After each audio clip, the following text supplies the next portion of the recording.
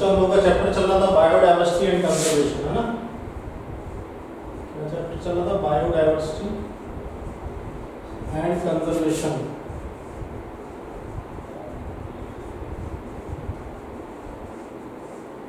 ठीक, तो कल हम लोगों ने पढ़ा बायोडाइवर्सिटी क्या होता है और स्पीसीज एरिया रिलेशनशिप पढ़ा। ठीक, बहुत सारी चीजें पढ़ी। ठीक, पैटर्न्स ऑफ बायोडाइवर्सिटी पढ़ा, एक ग्राफ भी पढ़ा था हम लोगों ने। ठीक, आज हम लोग पढ़ने जा रहे हैं कि क्या है ऐसे कॉज जिनकी वजह से बायोडाइवर्सिटी का लॉस होता है। कौन से ऐसे कॉजेस हैं जिनकी वजह से बायोडाइवर्सिटी लॉसेस हो रहे हैं। Causes of biodiversity losses, causes of biodiversity losses, biodiversity का लॉस क्यों हो रहा है, क्या रीजन है। ठीक, तो सबसे पहला रीजन हमारा आता है हैबिटेट लॉस एंड फ्रेगमेंटेशन। सबसे पहला रीजन है habitat loss and fragmentation. Habitat loss और फ्रेगमेंटेशन, क्या मतलब है इसका, हैबिटेट लॉस और फ्रेगमेंटेशन का। ठीक, ये मोस्ट इंपॉर्टेंट कॉज है। अगर इसकी बात की जाए तो मोस्ट इंपॉर्टेंट कॉज है एनिमल्स और प्लांट्स के लिए। ठीक है ना, एनिमल्स और प्लांट्स सिर्फ इसी वजह से विलुप्त होते जा रहे हैं हमारी इस दुनिया से। ठीक, तो हैबिटेट लॉस जो है सबसे बड़ा लॉस है। अगर किसी का आशियाना ही नहीं रहेगा तो वो जीव वहां पे कैसे रहेगा, है ना। तो हैबिटेट लॉस सबसे इंपॉर्टेंट थिंग है जिसकी वजह से ये बायोडाइवर्सिटी लॉस हो रहा है। ठीक, अगर किसी चिड़िया पक्षी का हम घोंसला ही हटा देंगे, नष्ट कर देंगे, तो क्या वो चिड़िया पक्षी वहां पर रह पाएंगे, नहीं रह पाएंगे। ठीक, तो मोस्ट इंपॉर्टेंट कॉज है। ठीक, सबसे बड़ा एग्जांपल जो आता है वो ट्रॉपिकल रेन फॉरेस्ट का आता है। सबसे ज्यादा हैबिटेट लॉस अगर कहीं हो रहा है तो वो है हमारे ट्रॉपिकल रेन फॉरेस्ट। ठीक, जो एक समय में ट्रॉपिकल रेन फॉरेस्ट 14% के आसपास हुआ करते थे, अब ये 14% से 6% आ गए। 14% से 6% आ गए हैं सिर्फ और सिर्फ हैबिटेट लॉस की वजह से। ठीक है ना, ये इतनी तेजी से डिस्ट्रॉय किए जा रहे हैं कि सबसे ज्यादा बायोडाइवर्सिटी लॉस अगर हो रहा है तो इन्हीं की वजह से हो रहा है। इसी के बाद अमेजोनियन फॉरेस्ट, अमेजोनियन फॉरेस्ट जिनको हम लंग्स ऑफ फॉरेस्ट कहते हैं। क्या कहते हैं, lungs of the forest, lungs of the forest कहते हैं। ठीक, अमेजोनियन जंगल, ठीक है ना, lungs of the planet, not forest, lungs of the planet. तो अमेजोन के जंगल जो है वो आपके धीरे धीरे यहाँ पे डिस्ट्रॉय होता जा रहा है, हैबिटेट लॉस होता जा रहा है। इस वजह से बायोडाइवर्सिटी में बहुत भारी संकट आ रहा है। ठीक, इसके अलावा पॉल्यूशन भी एक इम्पोर्टेंट फैक्टर है जिसकी वजह से बायोडाइवर्सिटी लॉस हो रहा है।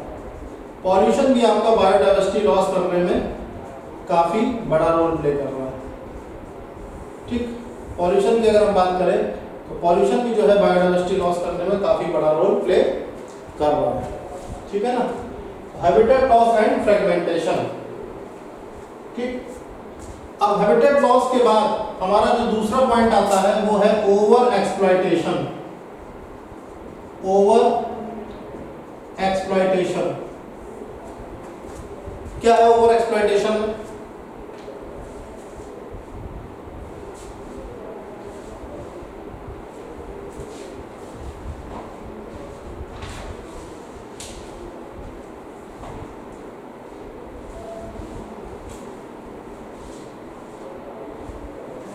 देखिए, अभी तक हमको पता है कि ह्यूमंस की बेसिक नीड क्या है, फूड और शेल्टर।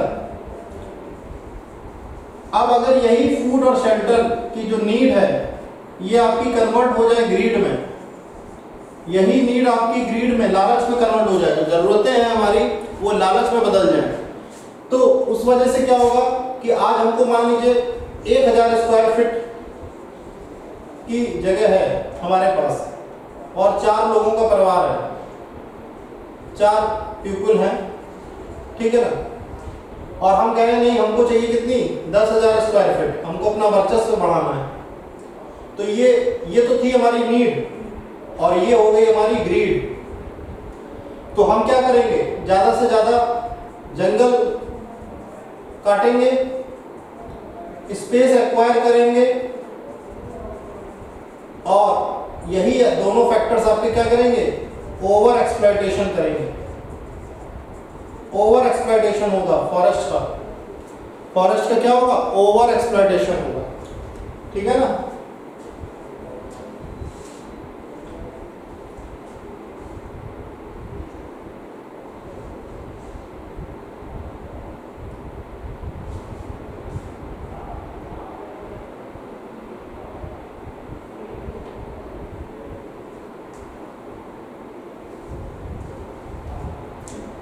तो ये तो हमारे मेन रीजन हो गए।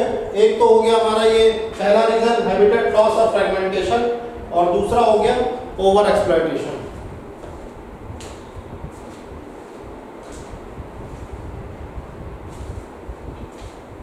आगे बढ़ते हैं तीसरे रीजन की तरफ कि थर्ड रीजन क्या है।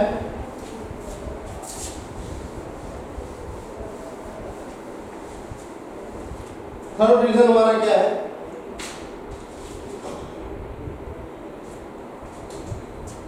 थर्ड रीजन है alien species, alien species invasions. देखिए कई बार क्या होता है कि एलियन स्पीशीज जो है वो हमारे यहाँ हैबिटेट में एंटर कर जाती हैं, इंटेंशनली या नॉन इंटेंशनली, ठीक है ना। Sometimes alien species migrate from outside to our country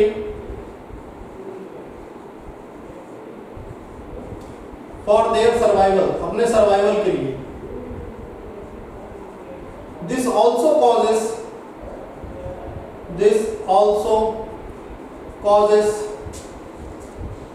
invasion, इसकी वजह से इन्वेजन होता है, इसकी वजह से भी इन्वेजन्स होते हैं। Alien species migrate from outside to our country for their survival, this also causes invasion, इसकी वजह से भी इन्वेजन्स होते हैं। अभी अगर एक एग्जांपल लिया जाए, ठीक, तो ईस्ट अफ्रीका की बात की जाए, इसका बहुत अच्छा एग्जांपल है। ईस्ट अफ्रीका में एक स्पीशी है जिसका नाम है नाइल पर्च, ठीक है ना। ये आपकी लेक विक्टोरिया में इंट्रोड्यूस हो गई।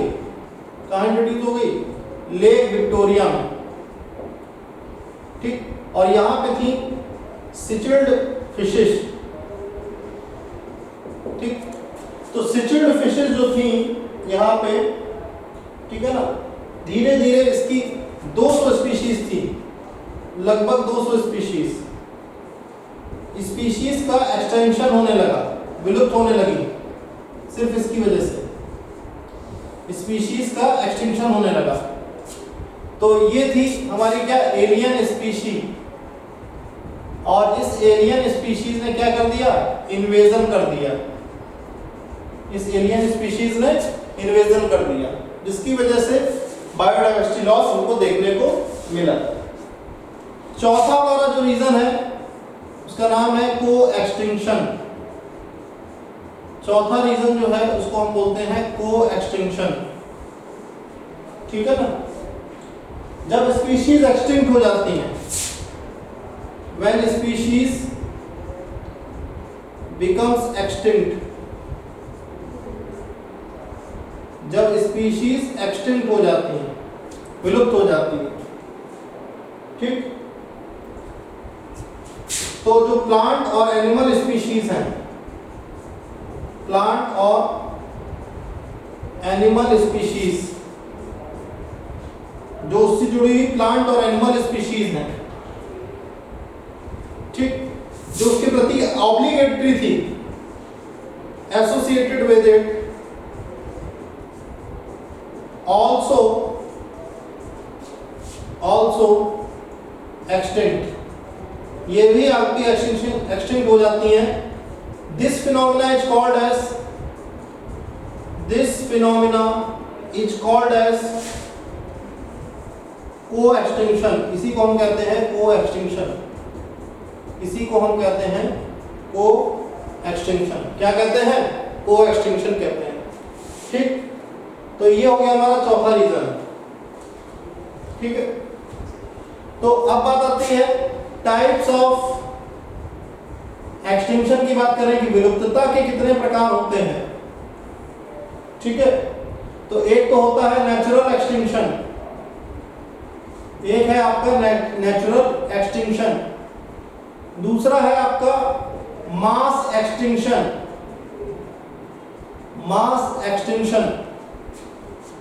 और थर्ड है आपका anthropogenic extinction,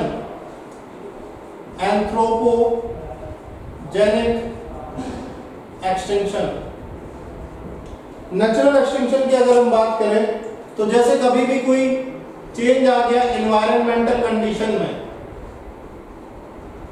change in environmental condition में चेंज आ गया, और ये किसकी वजह से? मास एक्सटिंक्शन ड्यू टू कैटास्ट्रॉफ्स की वजह से। एंथ्रोपोजेनिक मतलब ह्यूमन एक्टिविटीज, जैसे कि हंटिंग की वजह से, ह्यूमन एक्टिविटीज हंटिंग की वजह से अगर हमने देखा कि तो कोई प्रजाति, कोई स्पीशीज विलुप्त हो गई है, ठीक है ना, तो इस प्रकार के हम एक्सटिंक्शन देखते हैं। ठीक, तो इसी के साथ हमारे बायोडायवर्सिटी के लॉसेस जो हो रहे हैं उनके जो प्रमुख कारण हैं, कॉजेस हैं, वो हमारे खत्म होते हैं। नोट डाउन कर लीजिएगा।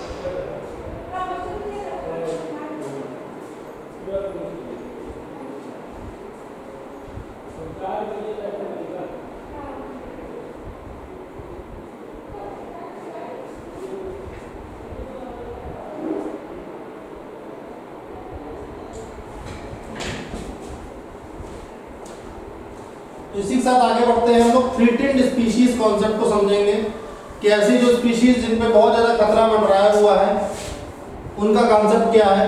किसको हम बोलेंगे क्रिटिकली इंडेंजर्ड स्पीशीज, ठीक, किसको बोलेंगे लेस इंडेंजर्ड, वल्नरेबल, ठीक, तो इसके बारे में हम लोग पढ़ेंगे।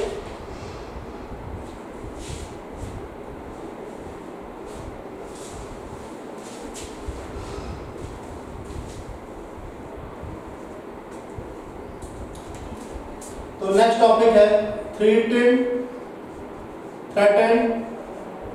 Species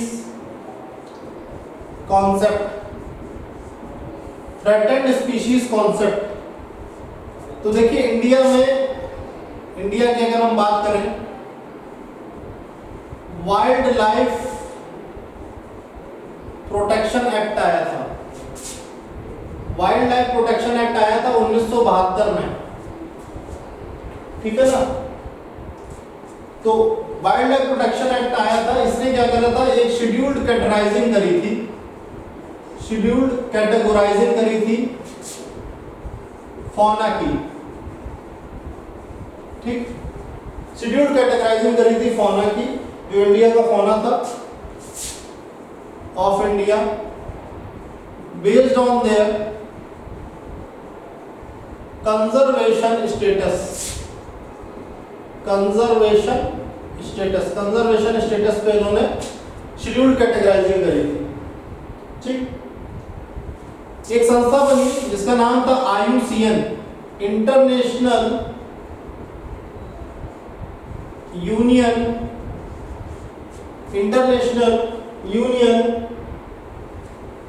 for conservation of nature and natural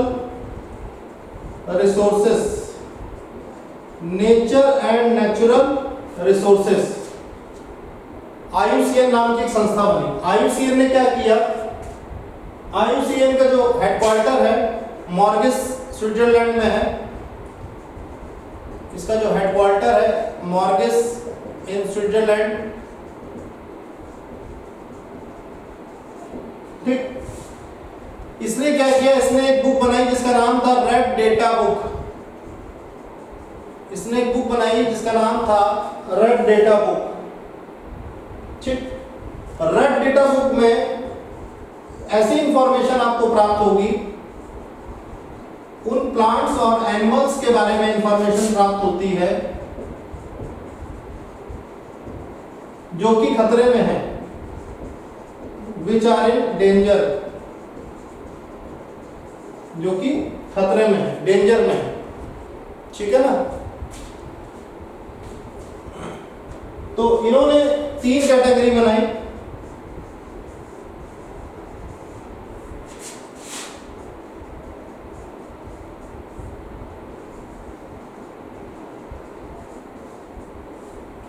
पहली कैटेगरी बनाई इन्होंने क्रिटिकली इंडेंजर्ड,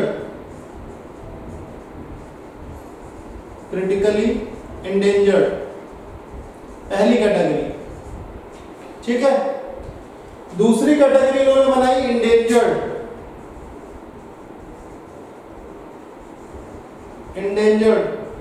और तीसरी कैटेगरी बनाई वल्नरेबल,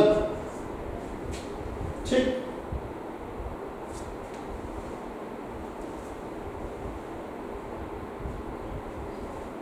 तो क्रिटिकली इंडेंजर्ड में प्लांट आता है बारबेरिस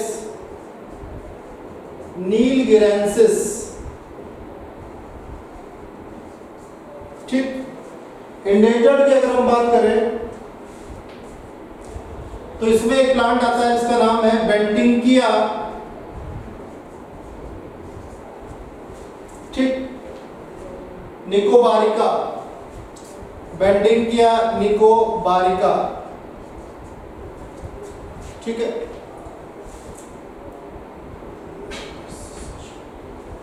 वल्नरेबल में एक प्लांट आता है जिसका नाम है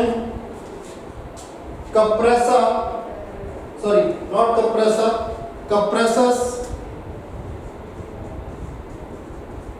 कश्मीरियाना।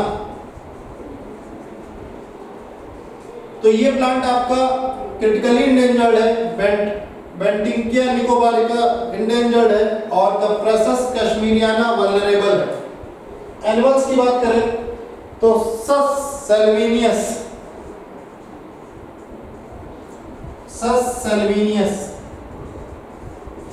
ठीक, एनिमल्स हो गया। एल्यूरस फल्जन्स, रेड पांडा को बोलते हैं, रेड पांडा, ठीक, ये आपका इंडेंजर्ड है, ठीक। एंटीलोप सर्विकाप्रा,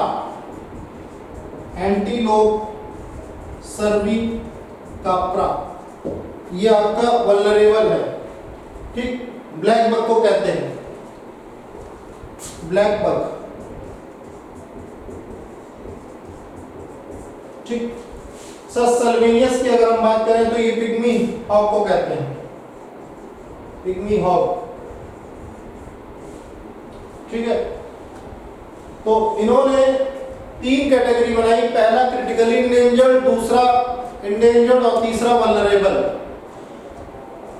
जो सबसे ज्यादा खतरे में है वो है क्रिटिकली इंडेंजर्ड, फिर है आपका इंडेंजर्ड, फिर है आपका वल्नरेबल। वल्नरेबल मतलब आप खतरे की पोजीशन में है, आपको खतरा हो सकता है, आप सुरक्षित नहीं है। ठीक है, तो 3 चीजें उन्होंने स्पीशीज भी बताई कि कौन कौन सी ऐसी स्पीशीज हैं प्लांट्स की और एनिमल्स की जो इन तीनों कैटेगरी में लाई करती है। वाइल्ड लाइफ प्रोटेक्शन एक्ट 1972 में हुआ था, जहां पे कैटेगराइजिंग हुई थी फौना की इंडिया के based on their conservation status. ठीक है,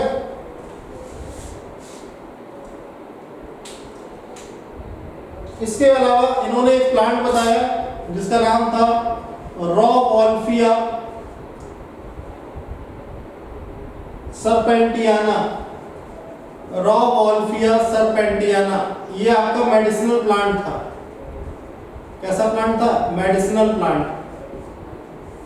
ठीक, ये मेडिसिनल प्लांट था, इसको भी इन्होंने इंडेंजर्ड बताया, इसको भी इन्होंने इंडेंजर्ड बताया। ठीक, इसके अलावा हॉर्नबिल और इंडियन एकोनाइट ये भी इन्होंने क्या बनाया? इंडेंजर्ड बनाया, इंडेंजर्ड बताया। ठीक, तो इसी के साथ हमारा थ्रेटेंड स्पीशीज कॉन्सेप्ट खत्म होता है, जिसमें हमने 3 तरह की स्पीशीज बताई, critically endangered species, endangered species और वल्नरेबल स्पीशीज। आगे हम लोग पढ़ते हैं बायोस्फीयर रिजर्व की तरफ पढ़ते हैं।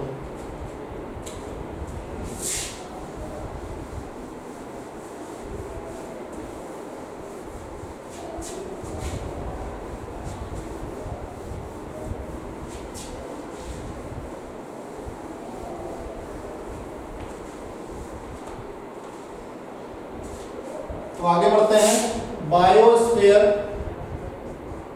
रिजर्व्स।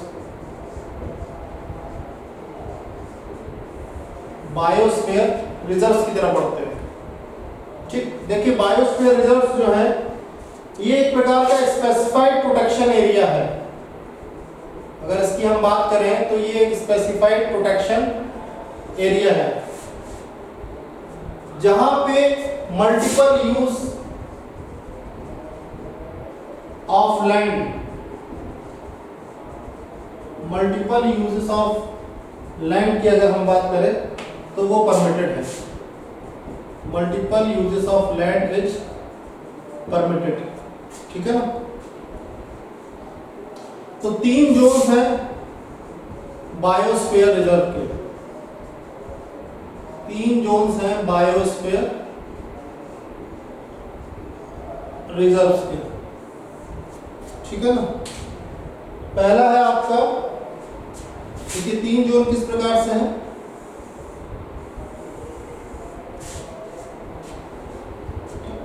सबसे पहले ये वाला जोन है, इसको हम बोलते हैं कोर जोन। क्या कहते हैं? Core zone. ठीक है ना, कोर जोन की बात करी जाए तो यहाँ पे कोई भी ह्यूमन एक्टिविटी अलाउड नहीं है। No human activity is allowed, कोई भी ह्यूमन एक्टिविटी अलाउड नहीं है। ठीक, इसके बाद यहाँ पे आता है आपका बफर जोन। यहाँ पे आता है आपका बफर जोन। बफर जोन की बात की जाए तो यहाँ पे लिमिटेड ह्यूमन एक्टिविटी अलाउड है, लिमिटेड ह्यूमन एक्टिविटी अलाउड है।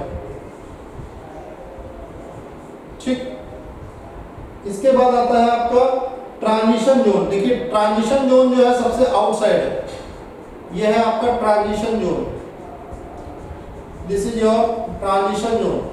इसी जोन को हम मैनिपुलेटिंग जोन भी कहते हैं। इसी को हम क्या कहते हैं? Manipulating zone. ट्रांजिशन जोन और मैनिपुलेटिंग जोन। तो ये जो ट्रांजिशन जोन है और मैनिपुलेटिंग जोन है, यहाँ की अगर बात की जाए तो यहाँ पे large number of human activities होती है, large number of human activities are allowed, large number of human activities are allowed, large number of human activities यहाँ पे अलाउड होती है। ठीक, तो इस हिसाब से आप देखेंगे कि 3 जोन बनाए हैं बायोस्फीयर रिजर्व के लिए। ठीक, अगर बायोस्फीयर रिजर्व की बात की जाए,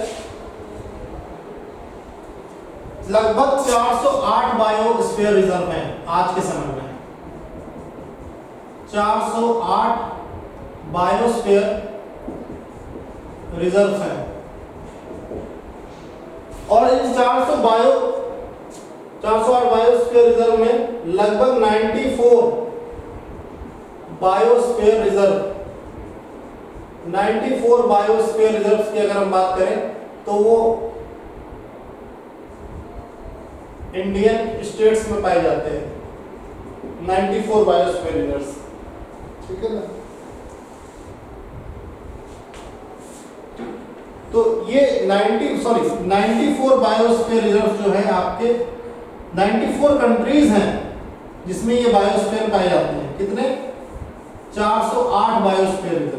ठीक, जिसमें 14 जो है वो इंडियन साइट्स हैं, 14 आपकी कितनी है? इंडियन साइट्स, इंडिया में पाए जाते हैं 14। ठीक है ना, 14 तो आपकी इंडियन साइट्स हैं। अब ये जो 14 साइट्स हैं तो इनके हम लोग बायोस्फीयर रिजर्व देखेंगे और इनका लोकेशन देखेंगे, बायोस्फीयर रिजर्व देखेंगे और लोकेशन देखेंगे। ठीक, तो बायोस्फीयर रिजर्व की अगर हम बात करें तो सबसे पहला है आपका नंदा देवी।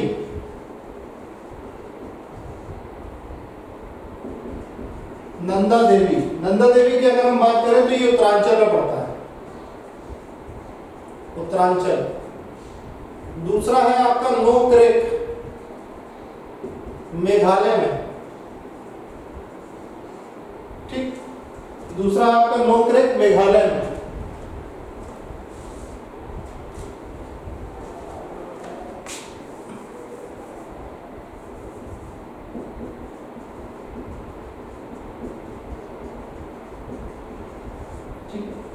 तीसरा अगर हम बात करें तो मानस, आसाम में।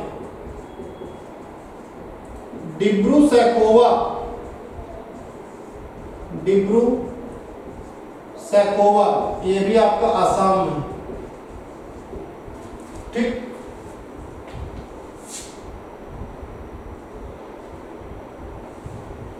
देहांग देवांग अरुणाचल प्रदेश, देहांग देवांग अरुणाचल प्रदेश।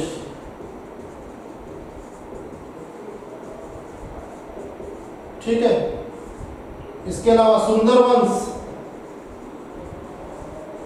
Waste Bengal, Sundarbans waste Bengal. ठीक है,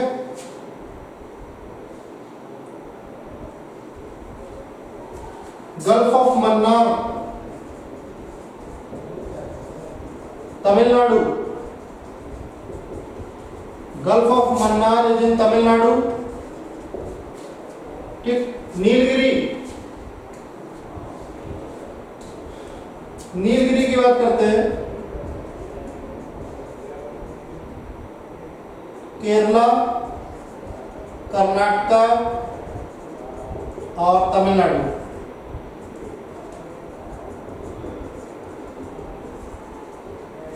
ठीक, तो 8 तो ये हो गया, बचे 6, बाकी की 6 यहां लिख देते हैं। 9th, 10th, 11th, 12th, 13th और 14th। ठीक, तो एक है आपका ग्रेट निकोबार, ग्रेट निकोबार, अंडमान और निकोबार में आता है, अंडमान और निकोबार में। सिंपलीपल उड़ीसा, सिंपलीपल उड़ीसा। ठीक, कंचनजंगा सिक्किम, कंचनजंगा सिक्किम, पंचमढ़ी मध्य प्रदेश,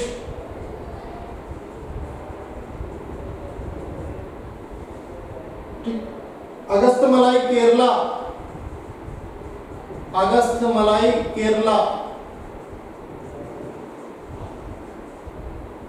ठीक।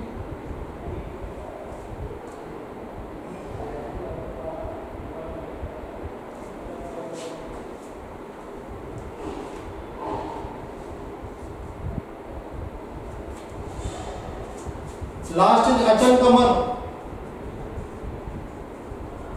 एमपी एंड छत्तीसगढ़, ठीक। तो ये थी पूरी कहानी बायोस्फीयर रिजर्व्स की। Sorry,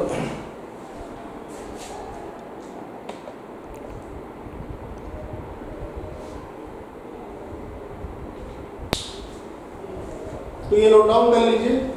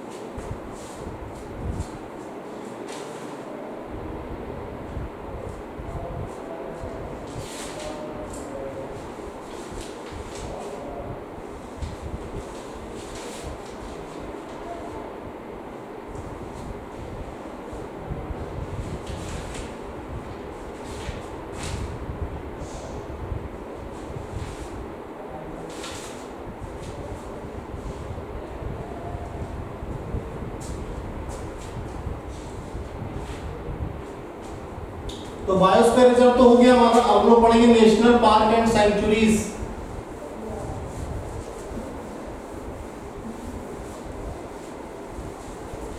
national park and centuries,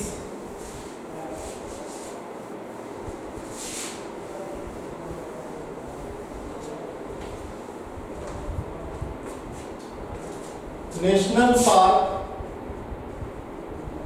and sanctuaries, national park and sanctuaries, ठीक। तो कुछ important national parks of India के बारे में पढ़ लेते हैं। Some important national parks of India.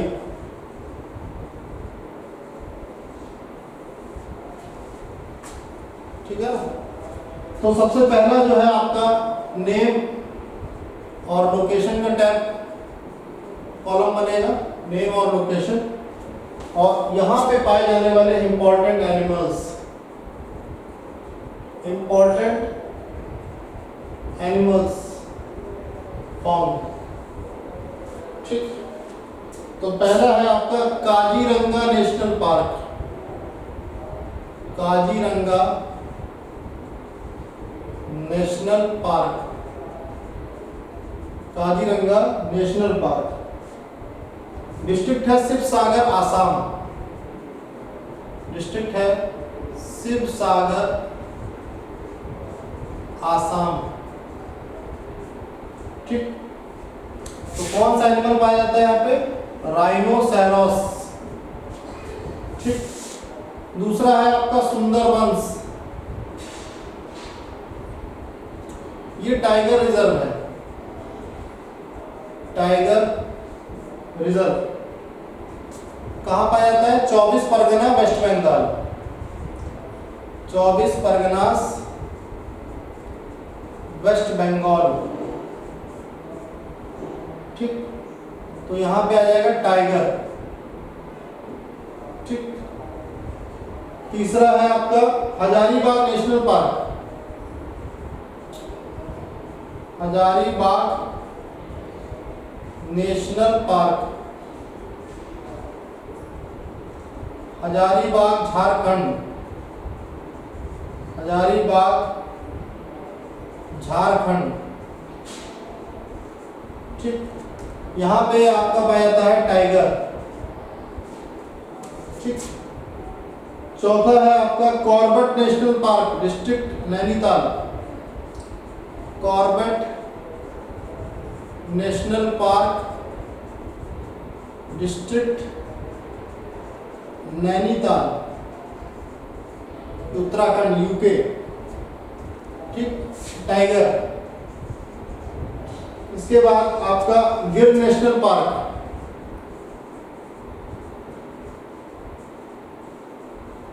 गिर national park, district Junagadh, Gujarat. District Junagadh, Gujarat. ठीक, यहां पे पाया जाता है एशियाई शेर, Asiatic lion.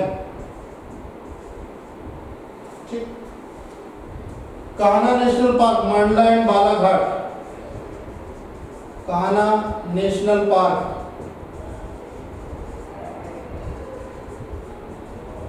Mandla and Balaghat, MP में पड़ता है ये। ठीक है, टाइगर, पैंथर, चीतल, बहुत सारे जानवर पाए जाते हैं। Tiger, panther. ठीक, चीतल। ठीक, इसके अलावा आपका 4 सींग वाला डियर, चिंकारा।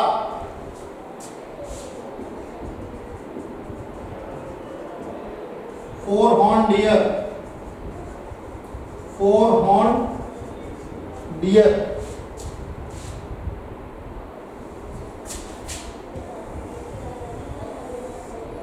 सातवां,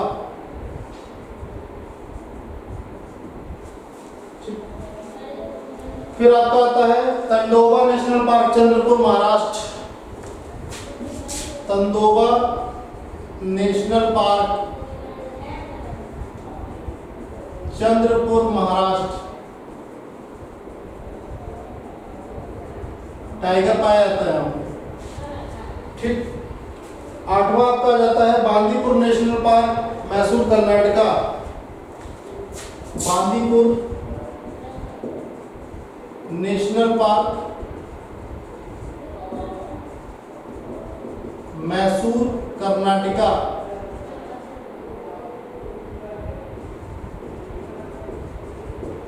टाइगर भी है यहाँ पे, एलिफेंट भी है और लेपर्ड भी है।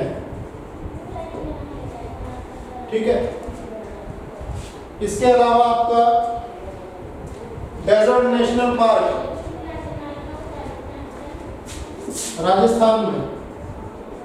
डेजर्ट नेशनल पार्क, राजस्थान में। यहां पे great Indian bustard, great Indian bustard पाया जाता है। ठीक, ब्लैक बक पाया जाता है, ब्लैक बक, चिंकारा पाया जाता है। ठीक है, इसके अलावा नंदा देवी, चमोली डिस्ट्रिक्ट में। नंदा देवी, उत्तराखंड में, चमोली डिस्ट्रिक्ट में। चमोली डिस्ट्रिक्ट। ठीक है, तो इतने आपके नेशनल पार्क पाए जाते हैं। ठीक है, इतने आपके नेशनल पार्क पाए जाते हैं।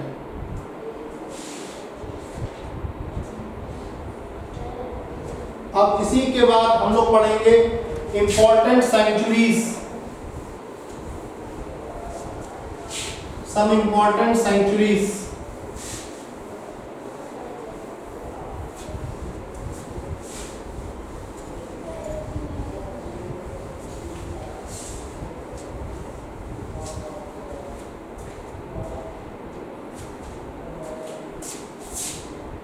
some important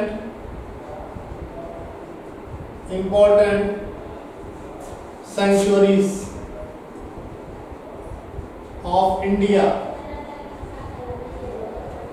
तो देखिए सबसे पहले है केवल देव घाना बर्ड सेंचुरी।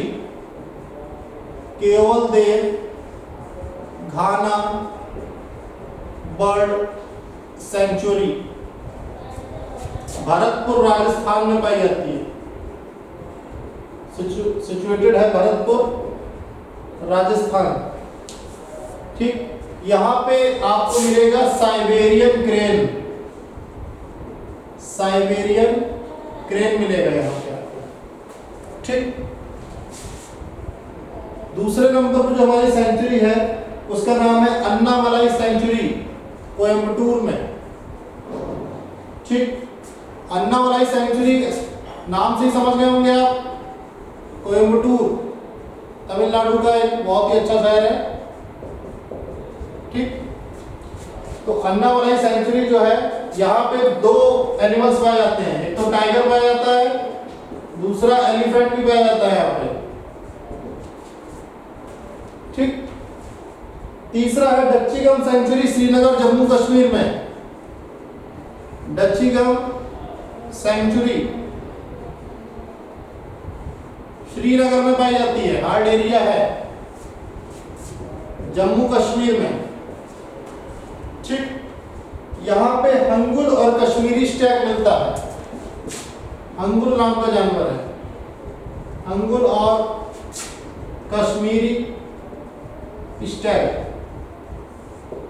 ठीक,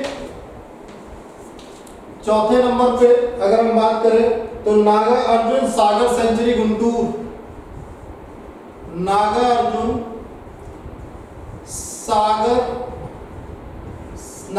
सागर सेंचुरी गुंटूर। गुंटूर जिला जो है आपका, गुंटूर कुरनूल। ठीक, यहाँ पे आपको जो है एक चीज और मिलेगा, वहां मस्क डियर भी है श्रीनगर वाले में। यहाँ पे अगर हम बात करें तो यहाँ टाइगर है और पैंथर है। टाइगर है और पैंथर है। पांचवा है पेरियार सेंचुरी केरला। पेरियार सेंचुरी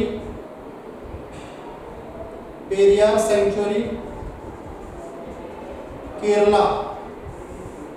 ठीक, यहाँ पे एलिफेंट, लेपर्ड और हॉर्नबिल। Elephants, leopard, hornbill. ठीक, इसके अलावा Chilika lake bird sanctuary. Chilika lake bird sanctuary. Chilika lake bird sanctuary Balugaon Orissa. Balugaon Orissa. Largest brackish water lake है ये। Largest brackish water lake. ठीक, तो वाटरफॉल और डक्स यहां पाए जाते हैं। वाटरफॉल्स और डक्स। ठीक है, इसी के साथ साथ क्रेन्स भी पाए जाते हैं। क्रेन्स भी यहां पाए जाते हैं। सातवां है मानस वाइल्ड लाइफ आसाम में। कामरूप एक जगह पड़ती है, वहां पे है Manas wildlife sanctuary. Kamrup Assam,